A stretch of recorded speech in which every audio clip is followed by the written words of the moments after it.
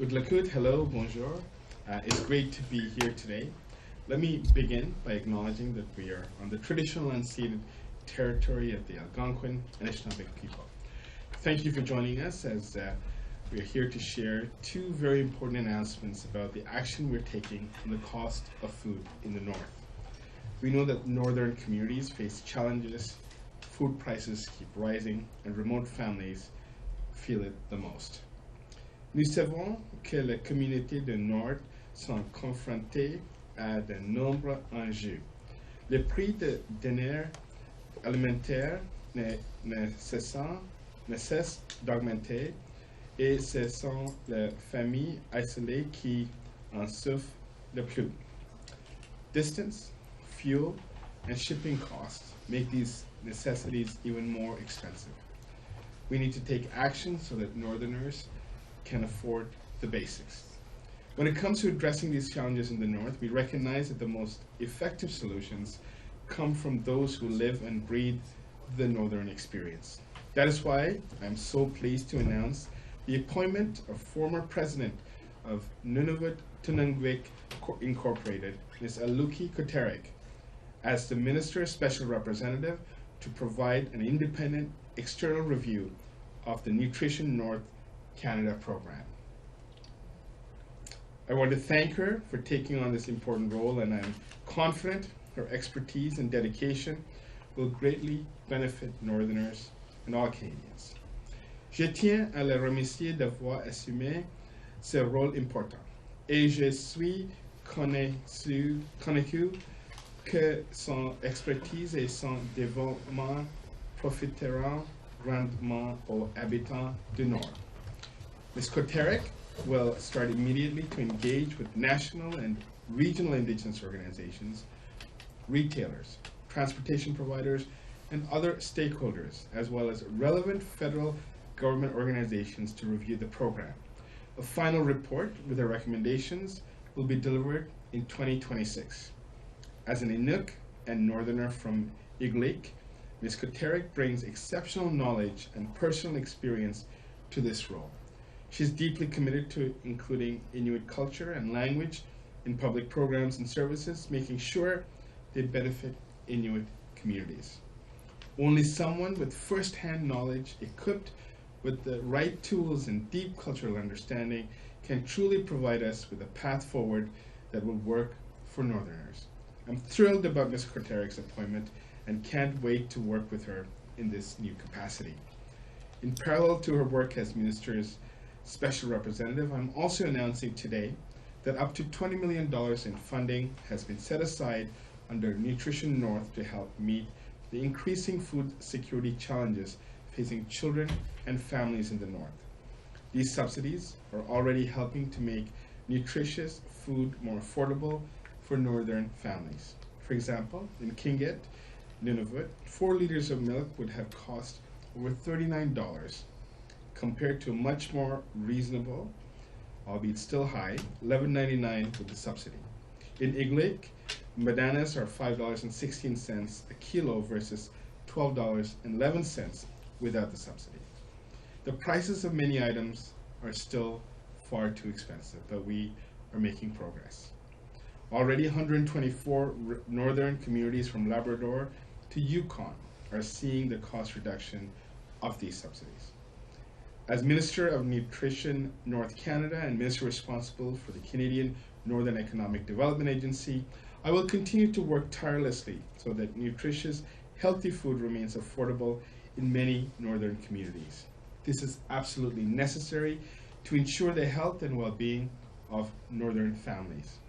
C'est absolument nécessaire pour garantir la santé et le bien-être des familles du Nord.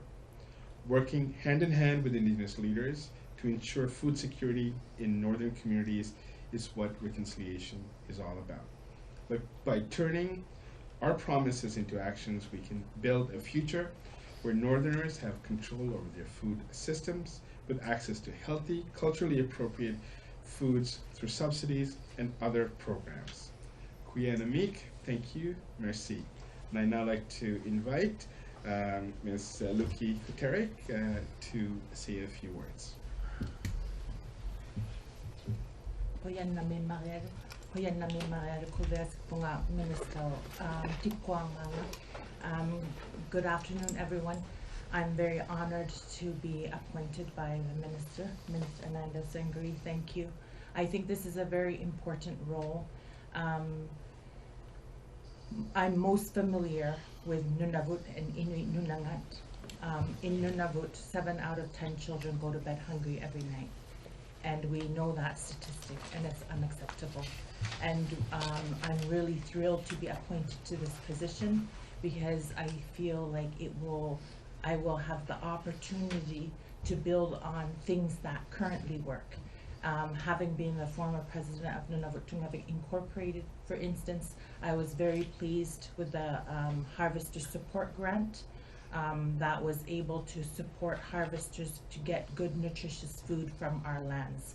And I think that I'm very excited to learn more about the other communities and what works well in those communities, and work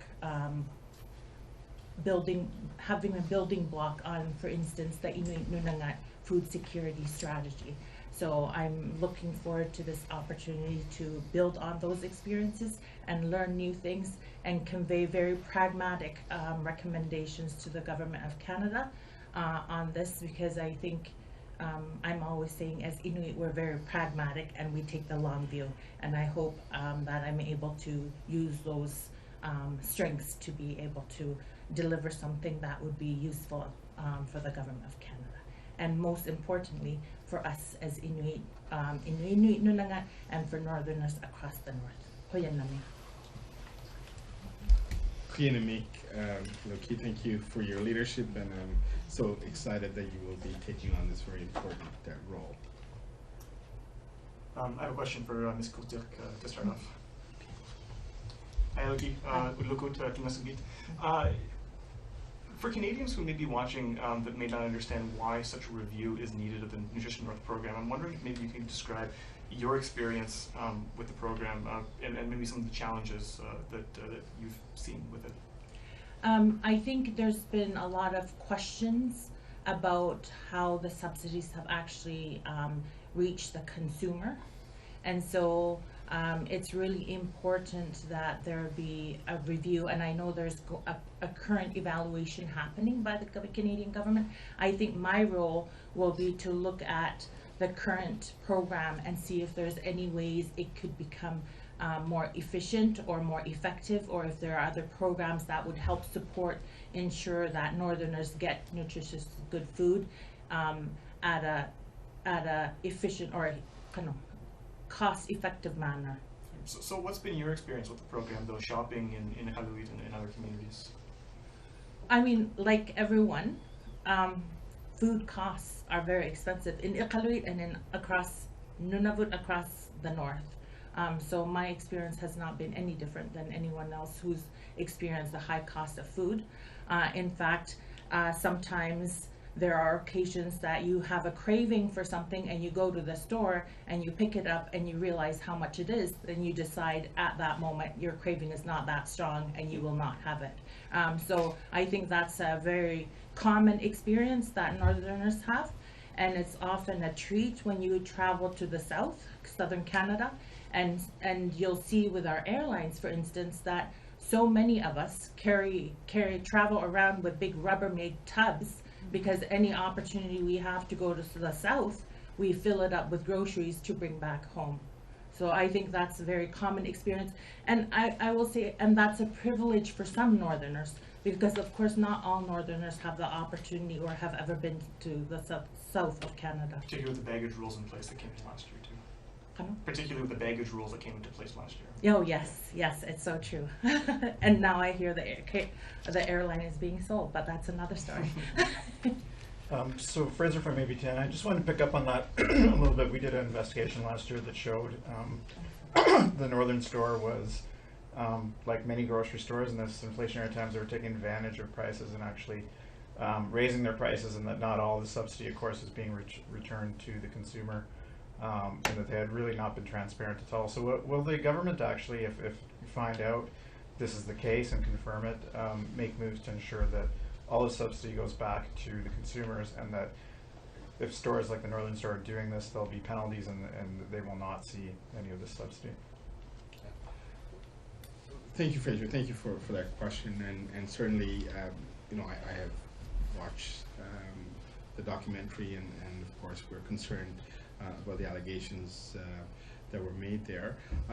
Make no mistake, I think we're taking a number of very important steps towards addressing food security, especially issues around the cost of food in the north. As Ms. Guterres said, there is an internal review that's taking place.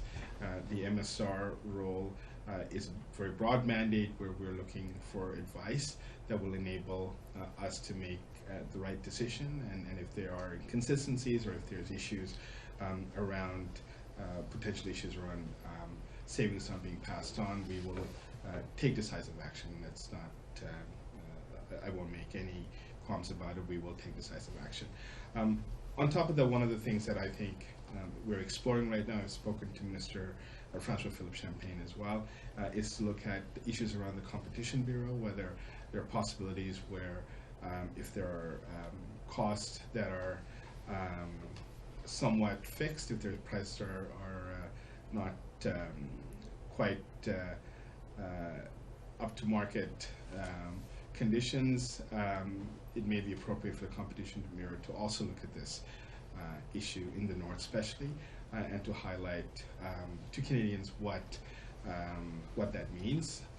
And again, that would potentially require enforcement, and that's something the Competition Bureau can look at. So I do believe that's another additional step that can be taken, and I am in discussions with Minister Francois Philippe Champagne on this issue. No questions for Ms. Guterres. Some of the stories I've done, they've been limited, but we've heard back that really it's the smaller producers and the actual Indigenous producers are producing food, but they don't have much help to do it, that they haven't been funded. I mean, there are enough that could be done locally at less cost, but they just haven't been supported. Is that what you found, or would you like to see a broader support for the subsidy of different producers? Thank you for that question. I really like that question because it provides the opportunity to imagine what could be.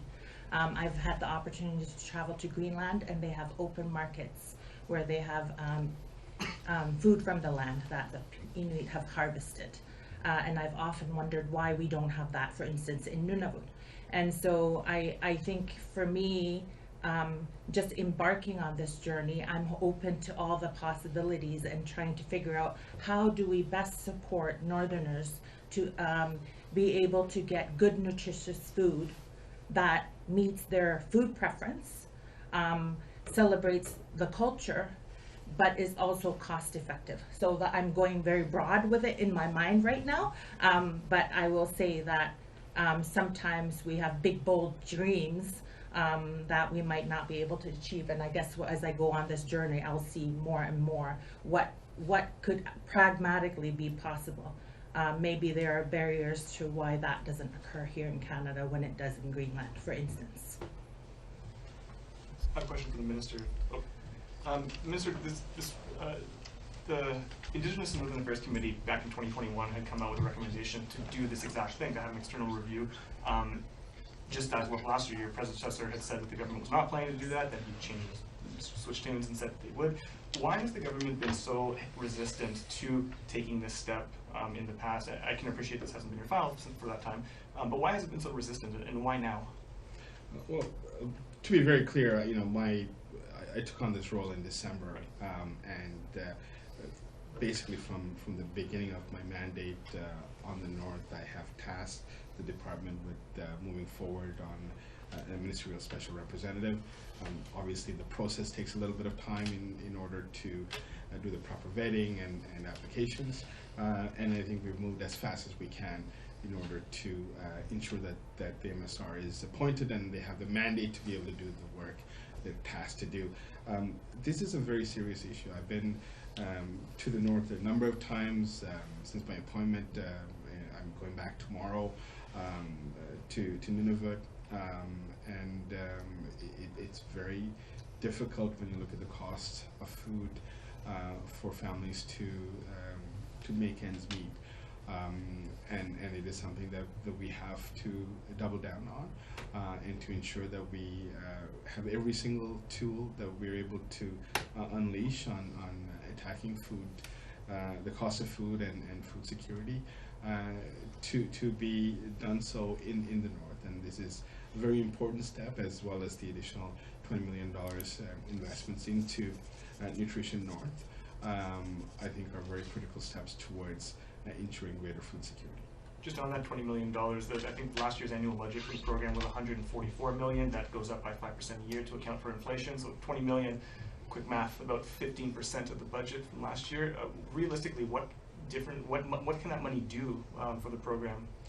Look, it's at the very minimum to ensure that the cost of living increases is funded, and we know that costs in the north have cost of living increase in the north have far exceeded that in the south. So this is in part to augment the increased costs of so maintain prices. In the north. Not necessarily maintain prices. We're hoping that it will help drive down prices, and I cited a couple of examples where we've seen that. We're looking for additional areas where core food items, the prices are subsidized and ideally go down. I just have a quick question for the minister here. You've endorsed Mark Carney for leader of the Liberal Party, and although he's touched on Indigenous issues here and there, he hasn't necessarily made reconciliation a central issue in his campaign. So why do you think that he's the best person for the job, and how can you assure Canada's northern and Indigenous communities that he will act in their best interests? I have spoken to Mark Carney on this issue, and I'm very confident of his commitment to reconciliation. I am also confident of his ability to ensure that equity is a principal part of his mandate.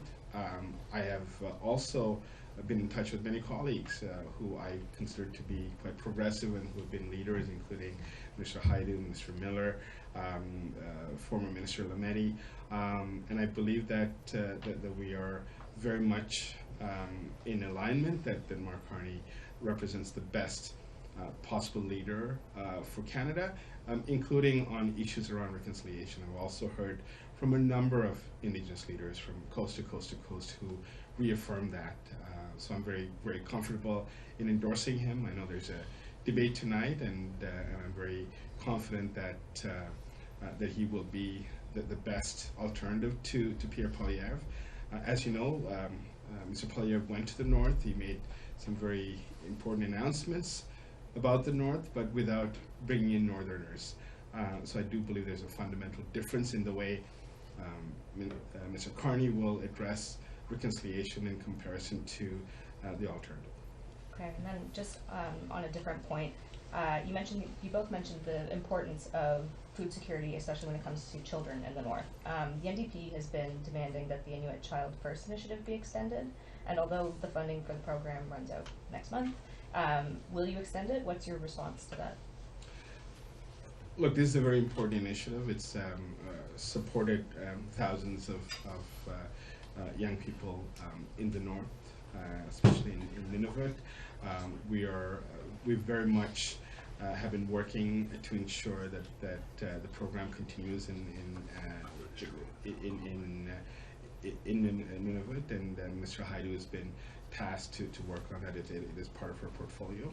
But one of the things that I will encourage my NDP colleagues is that these are critical issues of fairness and importance to Indigenous people. So when we talk about reconciliation, especially in the current political context, this is not something that our government can do alone. So when a leader of the when a leader rips up an agreement and says, we're no longer supporting supply and confidence, these are some of the consequences. So I'm going to reiterate that there's a need for collaboration here. This should not be a political issue. This is one where children being supported should be central to the work of government, especially political parties who have a stated objective of supporting reconciliation. So my response would be to work with us and to ensure that programs such as this continue and children don't get left behind. Thank you. I have a question kind of following up on what my colleague was for the minister. You're saying that Carney is the best suited on Indigenous issues out of the Liberal leadership candidates, but the only person on the debate stage yesterday to mention them even briefly was Karina Gold. What we've heard from Carney is that he would put a deal on the table that First Nations have voted against on multiple occasions.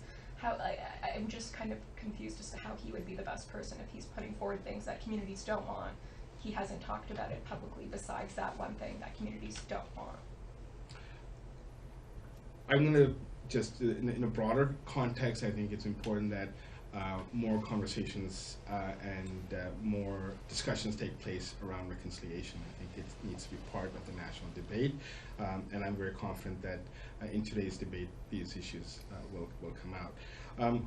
I think we have to look at, Karina is a, I would say it's a dear friend, someone I have deep respect for, and of the people that have put their names forward.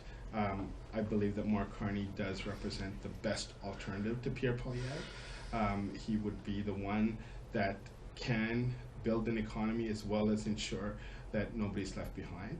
In this particular case, reconciliation is so central. It's one of the reasons I ran for politics. It's one of the reasons that we have received as a party support from many parts of the country, from Indigenous and non-Indigenous people, and that's why this record and the work around reconciliation is so important for us to continue. Just I think last week we agreed on recognizing Haida title, Aboriginal title to Haida Gwe as the first of its kind agreement that the Government of Canada has entered into. Similarly, just yesterday we signed a revenue sharing agreement between the Vancouver International Airport and the Musqueam First Nation. There are some very important steps that we have taken as a government that I know that Mr. Carney will continue, and I look forward to his leadership, and I know that the party, once the leadership is concluded, will rally around the new leader, and I'm hoping it'll be Mr. Carney. All right, for people joining us online, just a quick reminder to use the raise hand function. I see we have the questions online, so for Luke Carroll, the floor is yours.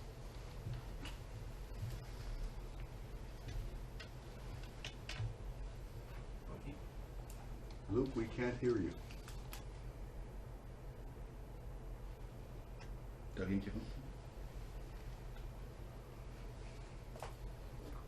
All right, well, Luke, we can't hear you. I'll go to Shannon Scott, and then we'll come back to Luke.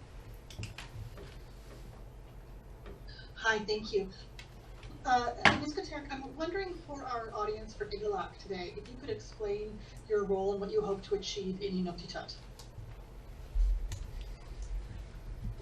Koyan na me apirigavi tikwa tausaktunga gava matokat ko minister ngano tana atokto katakto nikitiavang no akikinasang no kamagiyaw no ni pilirayaw katakto kimaguyaw kuyawlunga kano akiyaw ng mga kano piunakang mga kimagurugo akagurak tumi 2026 ngurik pa unikarya misakatitinayaklunga atuja kuyaw na sugiyan ni gava matokat kuno tana akiyaw taw yara kakasugiguko koyan na me.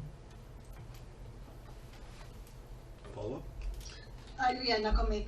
And for the minister, I'm actually going to ask Luke's question since we're in the same building and he wasn't able to get his microphone to work. Luke's wondering, in response to the class action lawsuit that was launched against the Northwest Company last week, or the potential class action lawsuit, pardon me, is this announcement coming today in response to that potential lawsuit, which is alleging that the Northwest Company isn't passing on all of the subsidies to consumers? Absolutely not. This announcement has been in the works for many months, and this is a response to a much broader set of issues that we've heard. As a government, we've heard. As a minister, I've heard in my relatively short period of time in this role, and we're hearing people. And I myself, every time I go to the north. I make it a point to visit as many stores as possible, just randomly checking out of prices on vegetables, on fruits, on nutritious meals. I also look to see where the subsidy is, and the numbers that we talk about, the cost is staggering, and is one that requires a response from the federal government. It is not about this issue is not about a single company or a single outlet. This is about a much broader issue of food security in the north. It is also about the program the federal government has to see its effectiveness, how we can improve it, how we can reshape it if necessary. And it is about ensuring that we get to the root causes of the issues above and beyond what a particular outlet or store would be charging. Do you have any other questions, Shannon? I do, thank you. Luke's follow-up question would be, if the minister's response to this proposed class action lawsuit and the insinuation that there is a company out there who is taking government money and not passing it on properly. I would say that the requirements of the program are quite stringent. There is an internal review that's taking place. Ms. Koterik is tasked to look at this from an external perspective, but with a broader sense of understanding of food security in the north as an overall theme. And anything that is happening from a legal perspective, whether it's a class action or any other actions that individuals may be taking, it is really up to the courts to determine that. This is outside of my purview, and my task is to ensure that basic necessities are available at an affordable rate to Northerners. Any other questions in the room? This concludes the press conference. This concludes the press. Merci beaucoup. Thank you very much.